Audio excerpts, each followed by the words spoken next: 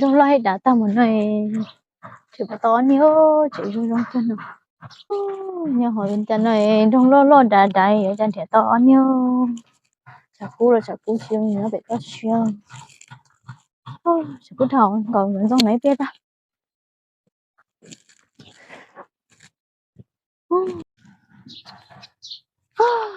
chả cú tiếp tiêu nhớ bên chân à bên chân trẻ to nhớ trong này nhỏ tiêu rồi thì nhớ để đừng đâu ta mi say nó nè cái gì mà bảo vệ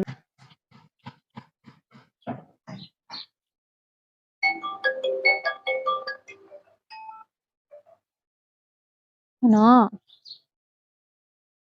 Mua đã chị. ê cứ tốt hơn rồi nó à đấy tốt đâu quá Giờ lý mà lý tốt to cơ. đó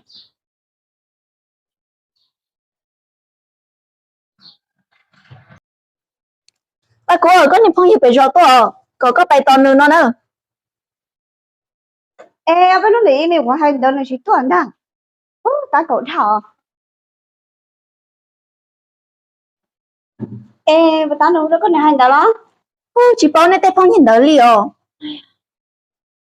Bài to trả tôi cháy to kìa. Đi mà, Cái khẩu trong có sẽ. đi mà, xin nó số. Bài.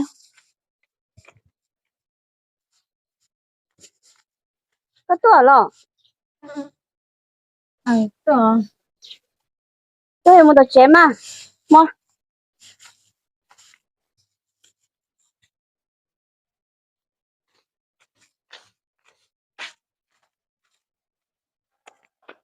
Tờ chế. Thế thăm à, cái thôi cái là chế chỉ hủ mà. Cái chỉ xa ai lô. Bạn nộn thảo. Nó mà. Giờ này đó.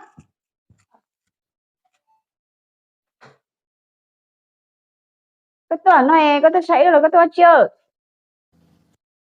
thì tôi giờ bé sinh nhật đến để lại cũng cho nè cũng có sai nè sao Lo. Nhớ ổn trong năm mà, chỉ nhẹ sợ, ít khó là nhẹ sợ trong bụng nhẹ nhau mà.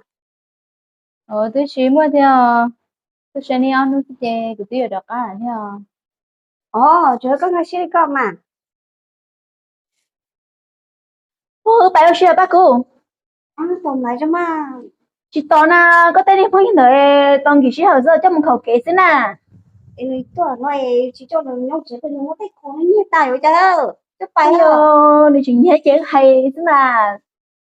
Bạn nó mình đợi chập bóng như khổ nè. Mà tuổi nó chỉ có như thế. Thôi em đâu cái chiếc bài sao. Ăn tại vì mình chưa có nào mình chỉ muốn ấy.